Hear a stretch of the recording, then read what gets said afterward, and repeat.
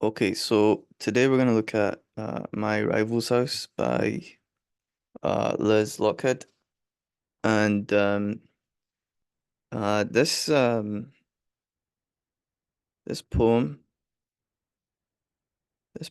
basically is focused on the speaker. This poem, I should say, this poem is extremely similar to the other poem by Liz Lochhead, which is what is it called? Box Room. So this poem is extremely similar to Box Room, and in terms of the sort of central story of the poem, it's extremely similar. So the the poem essentially the poem essentially uh follows the speaker talking about how she and her either boyfriend's mother or like fiance's mother, we're not exactly sure what the relationship is, but essentially her mother-in-law, okay, and again, I'm not sure if she's actually married to, her son, but for all intents and purposes, let's just say the mother of her significant other, how she sort of has this antagonistic relationship with her. In other words, she has like the title says, she has a rivalry with her. She sees or she feels as if this woman does not like her, and as if she has sort of hidden enmity, or in other words, hidden dislike for the speaker. So, a major theme in this poem that you need to look out for, okay, just off the bat, is that the enmity or the dislike, the way that the mother doesn't like the speaker, it's all sort of hidden below the surface, okay? And excuse me, this is similar to Box Room, when in the beginning of Box Room, remember she says, first the welcoming, smiles all round, and then she puts me in my place like that. So the idea again is that um the mother is sort of fake happy to have the speaker there. At least this is all from the speaker's perspective. So another thing as well is we don't actually know, what the reality of it is or how the mother actually felt towards the speaker and so on and so on. But in any case, in the speaker's perspective, how she was feeling, the mother is sort of on the surface. She seems maybe like happy, or she seems like she's friendly, she's shiny or whatever. But below the surface, she's like toxic and sort of not a nice person. That's the sort of theme which runs throughout the entire poem. Okay, so let's go ahead and let's get into it. So it begins, my rival's house. The first verse starts off with the title as the beginning of the line, basically. So the title is the beginning of the first line of the first verse. Why did she do this? I don't know. But in any case, so it would read, my rival's house is peopled with many surfaces like that. So just to begin with, the title itself obviously gives you the setting of the poem, which is that she's visiting the house of the mother of her boyfriend or husband or whatever. She's visiting the mother's house, basically. And she begins by saying, it's peopled with many surfaces. Now, this is touching on the theme which I just talked about a second ago, which is the idea of surfaces. In other words, surface is the top layer or top covering, the top bit of something which covers what is underneath it. Okay, so she opens up with this idea of surfaces of things having an appearance. Um, ormolu and gilt, slipper satin and lush velvet couches. So this first word here, ormolu, what this is, okay, is it's a type of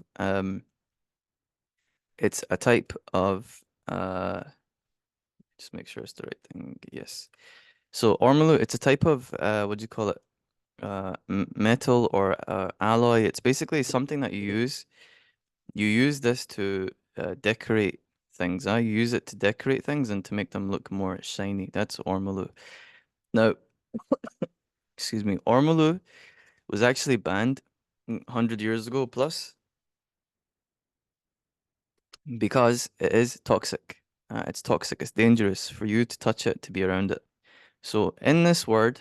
The speaker associates the mother's house and the mother herself with one being old. So she's kind of like dissing her in a way, and she's making fun of her because this thing was banned a long time ago. People don't use it anymore. It's from the 1800s, something like that, or Malut. And then number two with being fake. That's another way to think about it, being fake, because it takes something which is not shiny, okay, and then you put a covering on top of it and you make it look shiny, yeah, like it's fancy or something. So she's sort of saying that the mother-in-law is fake and toxic. That's another thing she's saying about her, and that she doesn't want to be near her, and she's old as well. And that's what she's saying. Okay, and guilt. And guilt. Slipper satin, lush velvet couches, cushions so stiff you can't sink in. Okay, again, this is a sort of reference to the things looking as if they're welcoming, but then they're not actually welcoming. They're actually very uh opposite of welcoming. They actually are sort of damaging, or they're like not comfortable, and they're intended and they're made to make you uncomfortable. Like the cushions look very nice and fancy, and they look as if you'd be able to sit in them and you'd be able to relax and feel good, being near the cushions or on the cushions. But once you try and sit in them, you get hurt and you get stiff, you get damaged from them because they're very tough. You can't sit in them properly. They make you feel uncomfortable. Again, this is just extended sort of metaphor for the mother. Okay. Tables polished, clear enough to see distortions in. Again, it's taking something which is toxic or ugly in terms of its nature, uh, uh, something which is not appealing, and then shining it up, and but that sort of the faults inside of it are still there. Again, extended metaphor, just like what I talked about before. Okay, so she goes on to say, we take our shoes off at her door. So what is introduced here, okay, is the essentially the power difference that the speaker feels between her boyfriend or husband, and his mother. Okay, so basically, if you notice, it says we take our shoes off at her door. It doesn't mention that the mother takes her shoes off. So essentially, she's laying out that in this place, in this place, the mother is essentially in charge, and she's making sure that the speaker understands that she is in charge and that this is her house. Shuffle stocking sold, shuffle stocking meaning like socks, sold meaning they have no shoes on, they're just in the socks. Tiptoe, that parquet, I think that's how you pronounce it, floor is beautiful and its surface must be protected. So they're being made to walk very carefully on this is parquet here what I've got in front on the picture. They're being made to walk very carefully on the floor. Again, just sort of illustrating that the mother is making sure they know that she's in charge, and excuse me, that they're not being allowed to, at least the speaker feels like she's not being allowed to relax or to feel comfortable, but instead she's being made to walk carefully. Another way that another idea you could associate this with would be the idea that she needs to walk on eggshells, which would be similar to walking carefully or walking tiptoe, so you don't ruin anything. Which is another way of saying that she has to be very careful not to offend the mother in any way, because the mother is already making her feel like she's not welcome and that she doesn't like her, something like that. Okay. Okay. Okay, it's beautiful and its surface must be protected. So again, this is a reference to this idea of surfaces, things looking good on the surface, but not really being anything too special underneath. Like this kind of wood is well, I mean, it's just wood. It's not like it's like a fancy, rug or a fancy carpet or something. It's just wood, right? So something which is sort of simple, or which is whatever, it's not great, shined up to make itself look great. Same thing. It's extended metaphor like we talked about before. Okay. Dust cover, drawn shade, won't let the surface color fade. So again, this is just extended, same thing I just said. Basically, in the mother's house, things look very shiny and they're kept looking on the surface very, better than what they are basically. Uh, which could be admirable, it could be something like, the mother takes care of her stuff. but from the speaker's perspective, she's sort of what she's doing is she's portraying or she's describing the mother to be like fake or to be like a liar essentially, to be deceptive in terms of she's making things look better than what they actually are, including herself. That's the speaker's um, description, essentially. Okay. All right. So she goes on to say, my silver, no, sorry, she says, silver sugar tongs and silver salver is a bunch of alliteration here. Silver sugar tongs and silver salver. Alliteration is just when you use the same letter at the beginning or the same sound. Anyway, my rival serves us tea. She glosses over him and me. I'm all edges, a surface shell. And yet my rival thinks she means me well. Okay, so again, this just continues the idea of sort of shiny things, using shine to appear or make things seem better than what they actually are. Serves us tea. So here you could question, does the mother actually not like them? Is the speaker just tripping? I'm not sure, because obviously this is all written from the speaker's perspective. But it could be she's just tripping and she's just overthinking everything, and the mother actually might actually like her, but she's just sort of overthinking it, and we don't know because we don't get her side of the story. So anyway, she glosses over him and me, so more shining up imagery, more of that same shining up surfaces imagery. Glossing to make something glossy means to make it shiny. Over him, over him and me. I'm all edges, a surface, a shell, and yet my rival thinks she means me well. I'm all edges, a surface, a shell, and yet my rival thinks she means me well. But what squirms beneath her surface, I can tell. Okay, so I'm all edges, a surface, a shell. So here, what she's illustrating to some extent is that she herself is putting on like a fake face, which is interesting because that's what she's accusing the mother of doing. So I'm all edges, a surface, meaning something on the surface, a shell, meaning again something which is a cover. And yet my rival thinks she means me well. So again, this is confusing because it kind of goes against what she was hinting at before. This would be sort of being like describing the mother in a nice way, saying that she believes the mother is being nice to her or treating her well or something, which is I don't know, it's a bit confusing. Maybe the speaker is confused. I'm not sure. But what squirms beneath her surface, I can tell. So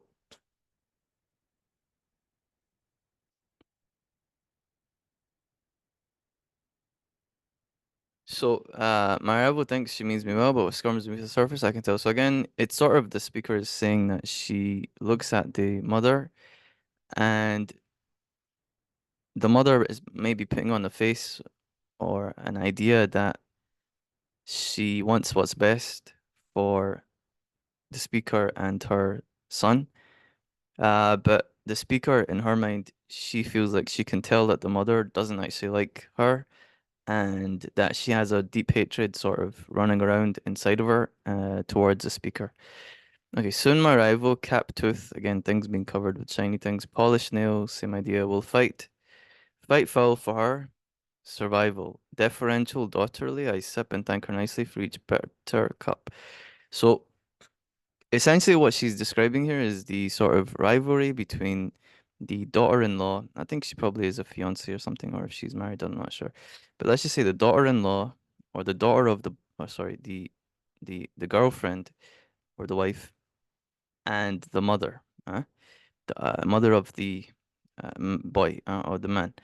So there's a certain rivalry there, which she's describing, which is that the mother is going to want to stay in possession of her son. And in the speaker's mind, the mother thinks that the speaker is gonna steal her son away from her. And that's what she means. Like she wants to fight for her survival. In other words, to fight for her place as the most important woman in the son's life, in the boyfriend's life or the husband's life. It's the same again as in Box Room when she's describing the mother. Maybe Lochhead has some issues with some boyfriend's mums. Yeah, I don't know. I don't like her yet. I don't know. But how she describes in Box Room the same idea that the mother in that poem also is described as sort of making the speaker feel bad, making her feel like she's replaceable, she's just one of many, and that ultimately it's the mother that is the uh, constant female in the boy's life. So she's still the most important woman in his life, and the speaker in this case is feeling like eventually the mother will try and fight to maintain that position. Okay, that's the idea. Um, so here she's again putting on a sort of fake act, pretending to be like she's a good daughter-in-law. Excuse me. I sip and thank her nicely for each bitter cup. So again, she's given her tea with no sugar or something. And so it's like again, it's sort of like the double on the surface, it's a nice act. Here's some tea, but no sugar in it, and the tea tastes bad. It's like a it's like a thing that looks nice, but not looking nice. Not actually being nice. Um, um, appearance versus reality, that might be a central theme, or um, um, bad things being made to seem good, something like that. Yeah, that's the idea. Okay, and I have much to thank her for. Okay, this son she bore, first blood to her, never, never can escape scot-free the sour potluck of family. So this is a potluck. Some people bring food and have a get together, and everyone brings something like that. So she's saying that she's grateful for the mother obviously giving birth to her fiance, boyfriend, whoever, her partner. And she's saying that he's her first son, so she's basically saying that he's the special mama's boy.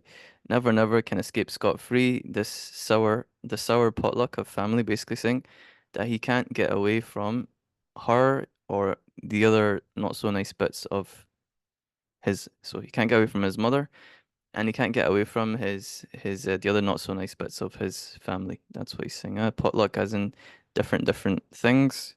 So different negative things are from sour. And how close this family that furnishes, and oh how close this family that furnishes my rivals place. And oh how close this family that furnishes my rivals place.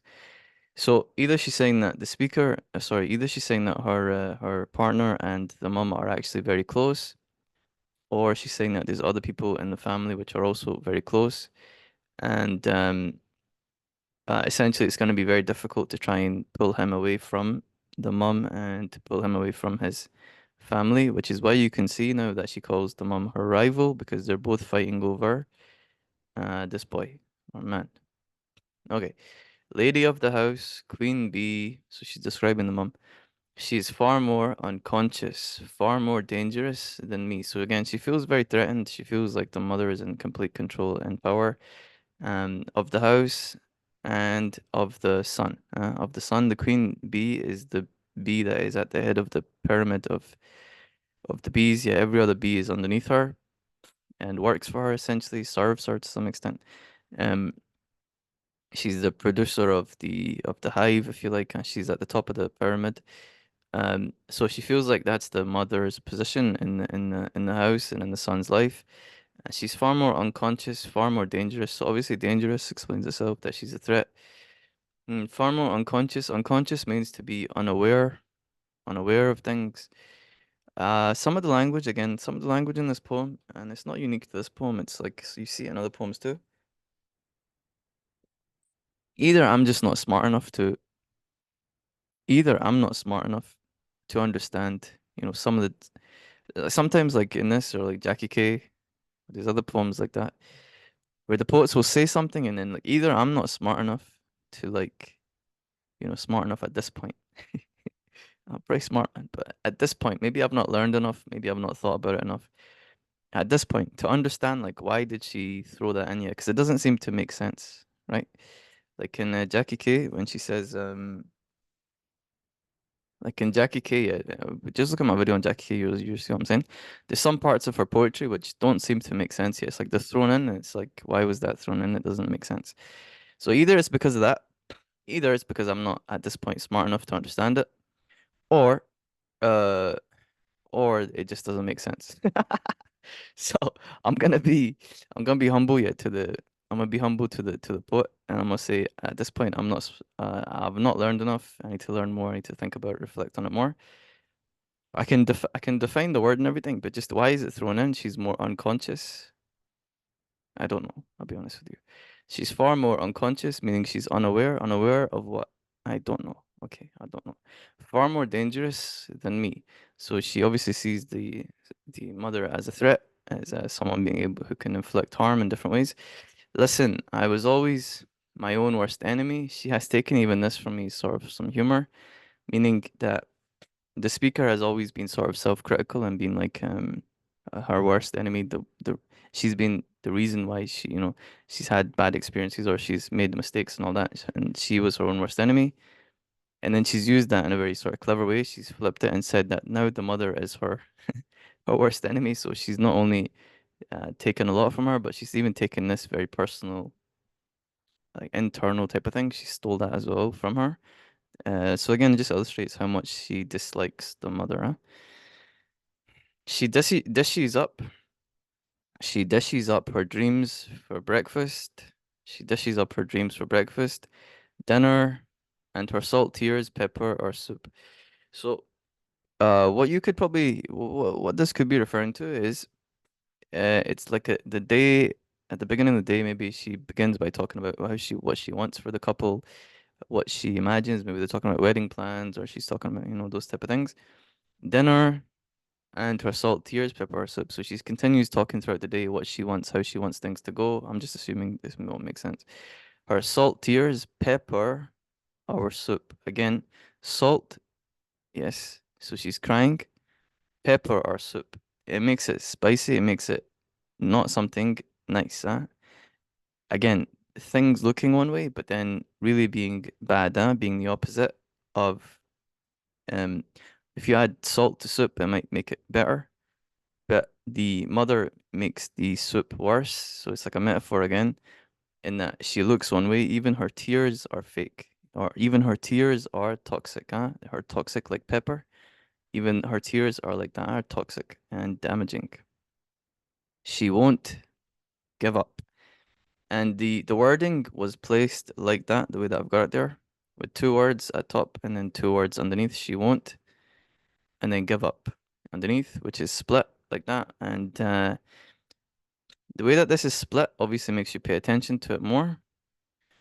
And the fact that there's no punctuation, okay, like full stops and all that, what it kind of makes you think, excuse me, what it makes you think is that, remember, a full stop or a comma and all these things, these are all done to help the reader to know how to like say the line, or know how to pronounce, like know how to verbalize what they see, how to read the thing out loud.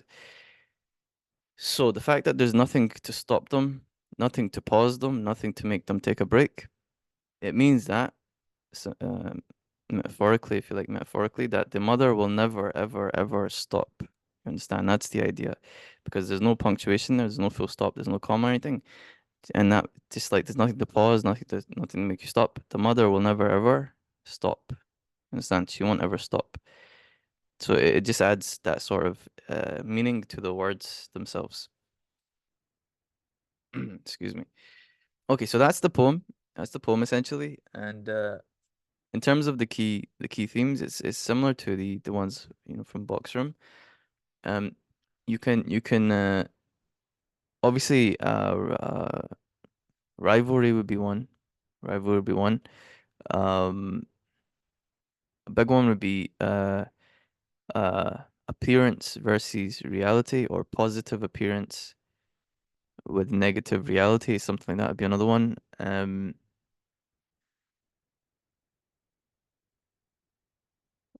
terms of emotions, you could talk about something like feeling disliked or something like that, or feeling disliked, or you could also talk about the idea of the theme of suspicion. In other words, all of this is just the speaker's suspicions. None of this is actually from the mother. We don't actually know what she said. We don't have an objective sort of look at what she's done or what she's actually said. It's all just from the speaker's perspective and her interpretation of those things. So suspicion could be another one. But Anyway, that's the poem, and I'm gonna do the other Lochhead poems, and then we'll get that done. Huh?